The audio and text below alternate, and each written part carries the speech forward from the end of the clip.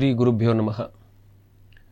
ಎನ್ನ ಆರಾಧ್ಯ ಗುರುದೈವ ದತ್ತ ಭಗವಾನರನ್ನು, ಶ್ರೀಧರ ಸ್ವಾಮಿಗಳನ್ನು ಹಾಗೂ ಪೂಜ್ಯ ವೆಂಕಟಾಚಲ ಅವಧೂತರನ್ನು ಸ್ಮರಣೆ ಮಾಡಿಕೊಂಡು ಇವತ್ತಿನ ಗುರು ಎಂಬ ವಿಷಯದ ಜೊತೆಗೆ ನಮ್ಮ ಒಟ್ಟಾರೆ ಚಿತ್ರಣವನ್ನು ಚಿತ್ರಿಸ್ತಾ ಇದ್ದೇವೆ.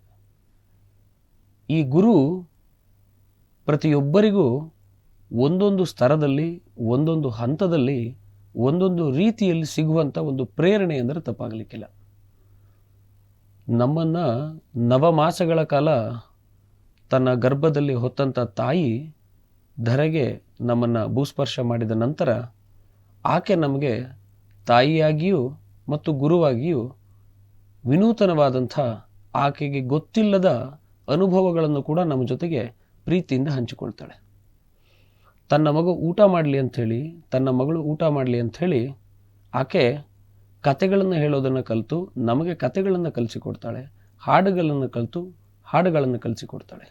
ಅಂದರೆ ಆ ಹಾಡುಗಳು ಇವತ್ತಿಗೂ ನಮ್ಮ ಮೆದುಳಿನಲ್ಲಿ ಅಚ್ಚಳಿಯದೇ ಉಳಿದಂಥ ಹಾಡುಗಳಾಗಿದ್ದಾವೆ. ಹಾಗಾಗಿ ಮಾತೃವನ್ನು ಕೂಡ ನಾವು ಗುರುವಾಗಿ ಸ್ವೀಕರಿಸಿದ್ದೇವೆ.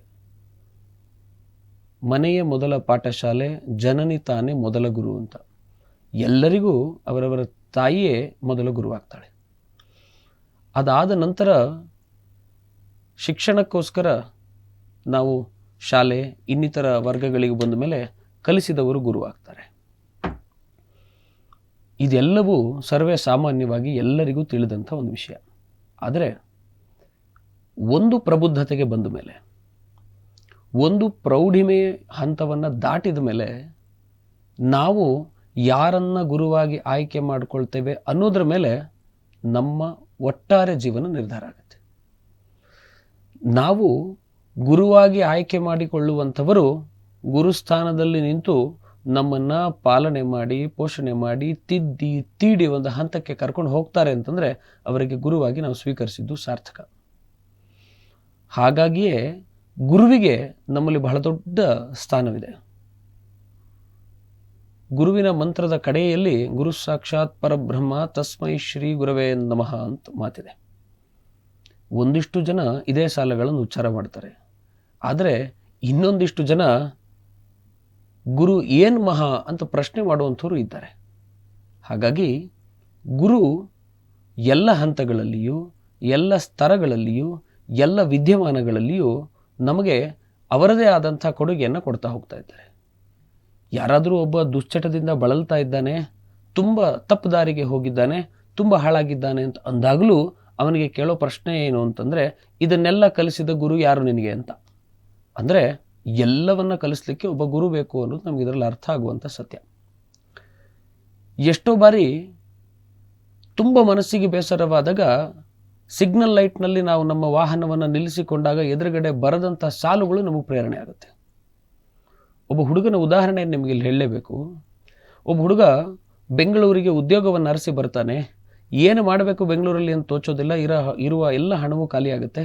ವಾಪಸ್ ಊರಿಗೆ ಹೋಗಬೇಕು ಅಂತ ಹೊರಟು ಆಟೋ ರಿಕ್ಷಾದಲ್ಲಿ ಕೂತಾಗ ಮುಂದೆ ಒಂದು ಆಟೋ ರಿಕ್ಷಾದಲ್ಲಿ ಒಂದು ಸಾಲು ಬರೆದಿತ್ತಂತೆ, ಗಾಂಧೀಜಿ ದೇಶಕ್ಕಾಗಿ ಹೋರಾಟ ಮಾಡಿದರು, ನೀನು ಗಾಂಧಿಯ ಚಿತ್ರವಿರುವ ನೋಟಿಗಾಗಿ ಹೋರಾಟ ಮಾಡುವಂತ. ಆ ಸಾಲುಗಳನ್ನು ಓದಿದ ಮೇಲೆ ಆತ ಊರಿಗೆ ಹೋಗಬೇಕು ಅನ್ನೋದನ್ನು ಬಿಟ್ಟು ಇಲ್ಲಿಯೇ ಇದ್ದು ಏನಾದರೂ ಮಾಡ್ತೀನಿ ಅಂತೇಳಿ ವಾಪಸ್ ಈ ಊರಿನಲ್ಲಿ ಶ್ರಮಪಟ್ಟು ಇವತ್ತು ತನ್ನ ತಂದೆ ತಾಯಿಯಂದರನ್ನು ಸಾಕ್ತಾ ಇದ್ದಾನೆ ಅಂತಂದರೆ ಗುರು ಯಾವ ರೂಪದಲ್ಲಿ ಬೇಕಾದರೂ ನಮ್ಮನ್ನು ಬದಲಾಯಿಸಬಲ್ಲರು ಅನ್ನೋದಕ್ಕೆ ಇದಕ್ಕಿಂತ ಒಂದು ಒಳ್ಳೆಯ ಉದಾಹರಣೆ ಸಿಗಲಿಕ್ಕಿಲ್ಲ. ಇನ್ನೊಂದು, ಗುರುವಿನ ಗರಡಿಯಲ್ಲಿದ್ದ ನಾವುಗಳು, ಗುರುವಿನ ಪ್ರೇರಣೆಯಲ್ಲಿದ್ದ ನಾವುಗಳು ಅನೇಕ ಬಾರಿ ನಮ್ಮ ಮನಸ್ಸು, ನಮ್ಮ ಮನಸ್ಸಿನೊಳಗಾಗುವಂಥ ತುಲನಗಳಿಂದ ಆ ಗುರುವಿನ ಮಾತುಗಳನ್ನು ಮೀರ್ತೇವೆ. ಇದಕ್ಕೊಂದು ಯುಕ್ತಿ ಇದೆ. ಬರುಷಟಕನ ಭಕ್ತಿ ದಿಟವೆಂದು ನಂಬಬೇಡ, ಮಠದೊಳಗಣ ಬೆಕ್ಕು ಇಲಿಯ ಕಂಡು ಪುಟನೆಗೆದಂತಾಯಿತು ಕಾಣ ರಾಮನಾಥ ಅಂತ. ಮಠದೊಳಗೆ ಸಾಕಿರುವಂಥ ಬೆಕ್ಕು ಕೂಡ ಇಲಿಯನ್ನು ಕಂಡಾಗ ಪುಟನೆಗೆಯುತ್ತಂತೆ. ಅಂದರೆ ಇಲಿಯನ್ನು ಬೇಟೆಯಾಡಬೇಕು ಅಂತ ಹೊರಡುತ್ತೆ. ಹಾಗೆ ನಾವು ಗುರು ಅಂಥೇಳಿ ಒಪ್ಪಿಕೊಂಡವರ ಎಲ್ಲ ಆದರ್ಶ ಪಾಲನೆಗಳನ್ನು ಮಾಡಿಕೊಂಡ್ರೆ ಮಾತ್ರ ನಾವು ಸಂಪನ್ನರಾಗ್ತೇವೆ, ಇಲ್ಲದಿದ್ದರೆ ಮಠದೊಳಗೆ ವಾಸ್ತವ್ಯ ಮಾಡುವ ಬೆಕ್ಕಿನಂತಾಗ್ತೇವೆ ಅಂತ. ಬೆಕ್ಕು ಕೂಡ ಮಠದಲ್ಲಿಯೇ ಇರುವುದಾದರೂ ಕೂಡ ಆ ಬೆಕ್ಕಿಗೆ ಬೇಟೆ ಆಡದೆ ಹೋದರೆ ಅದಕ್ಕೆ ತಡಿಲಿಕ್ಕೆ ಸಾಧ್ಯವೇ ಆಗೋದಿಲ್ಲ. ಹೀಗೆ ಗುರುವಿನ ಸ್ತರಗಳನ್ನು ನಾವು ಆಯ್ಕೆ ಮಾಡ್ಕೊಳ್ತೇವೆ. ದೇಶಕ್ಕೋಸ್ಕರ ಸೇವೆ ಮಾಡಬೇಕು ಅಂತೇಳಿ ಹೋಗುವಂಥ ಯೋಧ ಕೂಡ ತಾಯಿಯ ಗರ್ಭದಲ್ಲಿ ನವಮಾಸ ಬಾಳಿ ಶಿಕ್ಷಣವನ್ನು ಪಡೆದು ಮಾತೃ ಪ್ರೇಮದ ಜೊತೆಗೆ ರಾಷ್ಟ್ರ ಪ್ರೇಮವನ್ನು ತೋರಿಸಬೇಕು ಅಂತೇಳಿ ಹೊರಡ್ತಾರೆ. ನಮ್ಮ ಕಣ್ಣು ಮುಂದೆ ಇರುವಂತಹ ಮಹಾನ್ ಸಾಧಕರು, ಮಹಾನ್ ಸಾಧ್ವಿಗಳು, ತಪಸ್ವಿಗಳು, ಸನ್ಯಾಸಿಗಳು ಕೂಡ ನವಮಾಸ ತಾಯಿಯ ಗರ್ಭದಲ್ಲಿ ವಾಸ್ತವ್ಯವನ್ನು ಮುಗಿಸಿ ಭೂಮಿಗೆ ಬಂದು ತಾಯಿಯ ಪಾಲನೆ ಪೋಷಣೆಯ ಜೊತೆಗೆ ನಮಗೆ ಶ್ರೇಷ್ಠ ಯತಿಗಳಾಗಿ ಸಿಕ್ಕಿದ್ದಾರೆ. ಅಂತೆಯೇ ಯಾವುದೋ ಒಂದು ಸ್ತರದಲ್ಲಿ ಒಬ್ಬ ದೇಶದ್ರೋಹಿಯಾಗಿದ್ದಾನೆ ಅಂತಂದರೆ ಅವನು ಕೂಡ ತನ್ನ ತಾಯಿಯ ಗರ್ಭದಲ್ಲಿ ನವಮಾಸ ವಾಸ್ತವ್ಯವನ್ನು ಮುಗಿಸಿ ಹೊರಗಡೆ ಬಂದು ತಾಯಿಯ ಪಾಲನೆ ಪೋಷಣೆಯ ಜೊತೆಗೆ ತದನಂತರ ಸಿಕ್ಕ ಬಳಗದಿಂದ ಆತ ದೇಶದ್ರೋಹಿಯಾಗಿ ಬದಲಾಗಿದ್ದಾನೆ. ಅಂದಮೇಲೆ ನಮಗೆ ಸಿಗುವ ಸ್ನೇಹಿತರ ಬಳಗ, ನಮಗೆ ಸಿಗುವ ವಿಶ್ವಾಸಿಗರ ಬಳಗವೂ ಕೂಡ ಎಲ್ಲೋ ಗೊತ್ತಿಲ್ಲದ ರೀತಿಯಲ್ಲಿ ಗುರುವಿನ ಸ್ಥಾನದಲ್ಲಿ ಅವರು ನಿಲ್ತಾರೆ ಅಂತಂದರೆ ತಪ್ಪಾಗಲಿಕ್ಕಿಲ್ಲ. ತುಂಬ ಮನಸ್ಸಿಗೆ ಬೇಸರವಾದಾಗ ನಮಗೆ ನಮ್ಮ ಒಬ್ಬ ಒಳ್ಳೆಯ ಸ್ನೇಹಿತ ನೆನಪಾಗ್ತಾನೆ. ಕಾರಣ ಏನು ಅಂತಂದರೆ ಆ ಸ್ನೇಹಿತ ನಮ್ಮ ಮನಸ್ಸಿಗೆ ಹೇಳುವಂಥ ಸಮಾಧಾನ ಎಲ್ಲೋ ಒಂದು ಕಡೆ ಒಂದು ತಾಯಿ ಮಗುವಿಗೆ, ಗುರು ಶಿಷ್ಯನಿಗೆ ಹೇಳಿದಂಥ ಸಾಂತ್ವನದಂತೆ ನಮಗೆ ಅನುಭವ ಆಗುತ್ತೆ. ಅಂಥದ್ದೊಬ್ಬ ಸ್ನೇಹಿತ ಪ್ರತಿಯೊಬ್ಬರ ಜೀವನದಲ್ಲೂ ಇರ್ತಾನೆ. ಇವನನ್ನು ಕೂಡ ನಾವು ಗುರು ಅಂತ ಸ್ವೀಕರಿಸಿದರೆ ತಪ್ಪಾಗಲಿಕ್ಕಿಲ್ಲ. ಇನ್ನೊಂದು, ಗುರು ಆಗುವಂಥವರು ನಮಗೆ ಪ್ರತಿನಿತ್ಯವೂ ಹೊಸದೊಂದನ್ನು ಪರಿಚಯ ಮಾಡಿಸ್ತಾರೆ.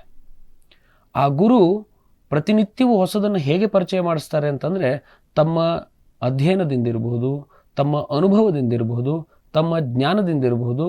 ಈ ಅನುಭವ, ಜ್ಞಾನ ಮತ್ತು ಅಧ್ಯಯನಗಳಿಂದ ನನ್ನ ಜೊತೆಗಿರುವಂಥ ಎಲ್ಲ ಶಿಷ್ಯವರ್ಗವೂ ಕೂಡ ಇದನ್ನು ಪಡೆದುಕೊಳ್ಳುವಂತ ಆಗಲಿ ಅಂತೇಳಿಯೇ ಅವರು ಅಧ್ಯಯನ ಮಾಡೋದು. ಅಂದಾಗ ಮಾತ್ರ ಆ ಗುರುವಿನ ಸ್ಥಾನಕ್ಕೆ ಇದ್ದು ಸಾರ್ಥಕ. ಇನ್ನೊಂದು ಕಡೆ ಈ ಗುರು ಅನ್ನೋ ಶಬ್ದ ಎಲ್ಲೆಲ್ಲಿ ಬರುತ್ತೆ ಅಂತಂದರೆ, ಉಗುರು ಅಂತ ನೀವು ತಗೊಂಡ್ರೆ ಅದರಲ್ಲೂ ಗುರು ಇದೆ. ಉಗುರು ತುಂಬ ಉದ್ದ ಆದರೆ ನೀವು ಎಲ್ಲಾದರೂ ನಿಮ್ಮ ದೇಹದ ಭಾಗಗಳನ್ನು ಮುಟ್ಕೊಂಡಾಗ ಅದು ಗಾಯ ಮಾಡುತ್ತೆ, ನೀವು ಕಟ್ ಮಾಡ್ತೀರಿ. ಈ ಉಗುರು ಕೂಡ ಒಂದು ಸಂದೇಶವನ್ನು ನಿಮಗೆ ಕೊಡುತ್ತೆ. ಉಗುರುವಿನಲ್ಲಿರುವ ಗುರು ಒಂದು ಸಂದೇಶ ಕೊಡ್ತಾರೆ, ತುಂಬ ಬೆಳಿಬೇಡ, ತುಂಬ ನುಣುಚಾಗಿ ಇನ್ನೊಬ್ಬರಿಗೆ ತೊಂದರೆ ಮಾಡಬೇಡ, ನೀನು ಮಾಡ್ತಾ ಇದ್ದೀಯ ಅಂತಂದರೆ ನಿನ್ನನ್ನು ಕತ್ತರಿಸಿ ಬಿಸಾಕ್ತೀನಿ ಅಂತ. ಹೀಗೆ ಗುರು ಎನ್ನುವಂಥದ್ದು ಅಪಾರವಾದಂಥ ಬಲಿಷ್ಠವಾದಂಥ ಒಂದು ಶಕ್ತಿ. ಒಬ್ಬ ದಾಸರಿಗೆ ಒಂದು ಬಾರಿ ಹರಿ ಅವರ ಗುರುಗಳ ಪ್ರೇರಣೆಯಿಂದ ಪ್ರತ್ಯಕ್ಷರಾಗ್ತಾರೆ. ಹರಿ ಮತ್ತು ಗುರು ಇಬ್ಬರನ್ನ ಒಮ್ಮೆಲೆ ನೋಡಿದಂತಹ ದಾಸರು ಏನು ಮಾಡಬೇಕು ಅಂತಲೇ ಗೊತ್ತಾಗೋದಿಲ್ಲ. ಆದರೆ ನಿಮ್ಮಂಥವರಲ್ಲ ದಾಸರು. ದಾಸರು ಗುರುವಿನ ಶ್ರೇಷ್ಠ ಮಹಿಮೆಯನ್ನು ಬಲ್ಲಂಥವರು. ಅವರು ನೇರವಾಗಿ ತನ್ನ ಗುರುವಿನ ಪಾದಕ್ಕೆ ನಮಸ್ಕಾರ ಮಾಡ್ತಾರೆ. ಹರಿಗೆ ಆಶ್ಚರ್ಯ ಆಗುತ್ತೆ, ಅರೆ ನಾನು ಹರಿ ಪ್ರತ್ಯಕ್ಷ ಆಗಿದ್ದೇನೆ, ಗುರುವಿಗೆ ನಮಸ್ಕಾರ ಮಾಡ್ತಾ ಇದ್ದೇನಲ್ಲ ಅಂತ. ಆದರೆ ದಾಸರು ಹೇಳ್ತಾರಂತೆ, ಹರಿ ಪ್ರತ್ಯಕ್ಷ ಆಗುವಂತೆ ನಿರಂತರವಾಗಿ ಅನುಷ್ಠಾನವನ್ನು ಮಾಡಿ ಪ್ರೇರಣೆಯನ್ನು ಕೊಟ್ಟು ಹರಿಯನ್ನು ಈ ಜಗಕ್ಕೆ ಕರೆಸಿದ್ದು ಗುರು ಆದಮೇಲೆ, ಹರಿಯನ್ನು ಕರೆಸುವ ತಾಕತ್ತು ಗುರುವಿಗಿದೆ ಅಂತಂದಮೇಲೆ ಗುರುವೇ ಶ್ರೇಷ್ಠರು ಅಂತ ಗುರುವಿಗೆ ನಮಸ್ಕಾರ ಮಾಡಿದ್ದೀನಿ ಅಂತ. ಇದು ಈ ಭೂಮಂಡಲದಲ್ಲಿ, ಈ ಭರತ ಭೂಮಿಯಲ್ಲಿ ಇರುವಂಥ ಗುರುವಿನ ಶ್ರೇಷ್ಠತೆ. ಗುರು ಈ ಸಮಾಜದಲ್ಲಿ ನಮಗೆ ಎಲ್ಲವನ್ನ ಕೊಡಬಲ್ಲಂತಹ, ಎಲ್ಲವನ್ನ ತಿಳಿಸಬಲ್ಲಂಥ ಒಂದು ಅಪೂರ್ವವಾದಂಥ ಶಕ್ತಿ. ನಮಗೆ ನಮ್ಮ ತಂದೆ ತಾಯಿಯನ್ನು ಬಿಟ್ಟರೆ ಬೇರೆ ಯಾರೇ ದೂಷಣೆ ಮಾಡಿದರೆ ತುಂಬ ಬೇಜಾರಾಗುತ್ತೆ. ಆದರೆ ಗುರು ಯಾವತ್ತಾದರೂ ಬೈದರೆ ನಮಗೆ ಬೇಜಾರಾಗಿದ್ದ ಇತಿಹಾಸದಲ್ಲೇ ಇಲ್ಲ. ಮತ್ತೆ ಏನೋ ಪುಳಕಿತರಾಗಿ ನಾವು ಆ ಗುರುವಿನ ಪ್ರೇರಣೆಯ ಕಡೆಗೆ ಸಾಗ್ಲಿಕ್ಕೆ ಶುರು ಮಾಡ್ತೇವೆ.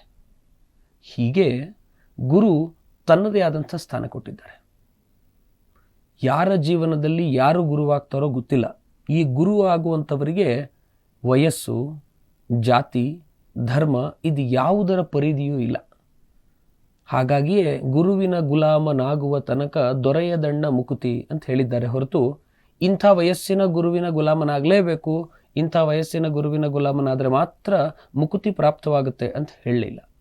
ಇದರ ಅರ್ಥ ಗುರು ಯಾವ ರೂಪದಲ್ಲಿ, ಯಾವ ದಿವ್ಯತೆಯಲ್ಲಿ, ಯಾವ ತೇಜಸ್ಸಿನಲ್ಲಿ, ಯಾವ ಸಂದರ್ಭದಲ್ಲಿ ಕೂಡ ತನ್ನ ಪ್ರಖರತೆಗಳನ್ನು, ತೀವ್ರತೆಗಳನ್ನು ತನ್ನನ್ನು ನಂಬಿದ ಭಕ್ತರ ಮೇಲೆ ತೋರಿಸ್ತಾರೆ ಅನ್ನೋದಕ್ಕೆ ಅನೇಕ ನಿದರ್ಶನಗಳಿದೆ.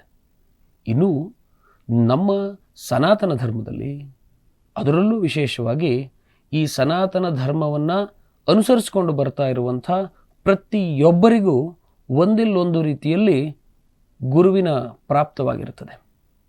ನಮ್ಮ ಧರ್ಮ ಅದೆಷ್ಟೋ ಜನ, ಲಕ್ಷಾಂತರ ಕೋಟ್ಯಾಂತರ ಸಾಧು ಸಂತರನ್ನು ಹೊಂದಿದಂಥ ಅದ್ಭುತವಾದಂಥ ಧರ್ಮ. ನಮ್ಮ ಧರ್ಮದಲ್ಲಿ ಗುರುವಿಗೆ ಬಹಳ ದೊಡ್ಡ ಸ್ಥಾನ ಇದೆ. ಅವರು ಬಂದರು ಅಂತಂದರೆ ಅಲ್ಲಿ ಇರುವ ಒಟ್ಟಾರೆಯ ವಾತಾವರಣವೇ ಬದಲಾಗ್ಬಿಡುತ್ತೆ. ಗುರುವಿನ ಜೊತೆಗೆ ಮಾತನಾಡುವಾಗ ಕೂಡ ನಾವು ಬಾಯಿಗೆ ಬಟ್ಟೆಯನ್ನು ಅಡ್ಡ ಹಿಡಿದು ಮಾತಾಡ್ತೇವೆ. ಕಾರಣ ಏನು ಅಂತಂದರೆ ಅದು ಗುರುವಿಗೆ ನಾವು ತೋರಿಸುವಂಥ ಗೌರವ.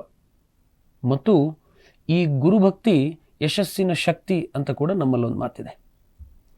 ಗುರುವಿನ ತೇಜಸ್ಸು, ಕ್ಷಾತ್ರ ತೇಜಸ್ಸು ಎಷ್ಟಿರುತ್ತೆ ಅಂತಂದರೆ, ಒಂದು ಬಾರಿ ರಾಕ್ಷಸರೆಲ್ಲ ಸೇರಿ ಶಿವನನ್ನು ಜಪ ಮಾಡಲಿಕ್ಕೆ ಶುರು ಮಾಡ್ತಾರೆ. ಶಿವನನ್ನು ಜಪ ಮಾಡಿ ಒಲಿಸಿಕೊಂಡು ಶಿವ ಪ್ರತ್ಯಕ್ಷನಾಗ್ತಾನೆ. ಶಿವನಿಂದ ಏನು ಬೇಕು ಅಂತ ಕೇಳಿದಾಗ ಅವರೊಂದಿಷ್ಟು ವರಗಳನ್ನು ಬೇಡ್ಕೊಳ್ತಾರೆ. ಆ ವರಗಳನ್ನೆಲ್ಲ ಕೊಟ್ಟ ಮೇಲೆ ಶಿವ ಅದೃಶ್ಯನಾಗ್ತಾನೆ. ಅಲ್ಯಾರೋ ಒಬ್ಬ ದೂರದಲ್ಲಿ ಕೂತು ಗುರುವಿನ ತಪಸ್ಸು ಮಾಡ್ತಾ ಇರ್ತಾನೆ. ಅವನನ್ನು ನೋಡಿ ಇವರಿಗೆ ನಗು ಬರುತ್ತೆ.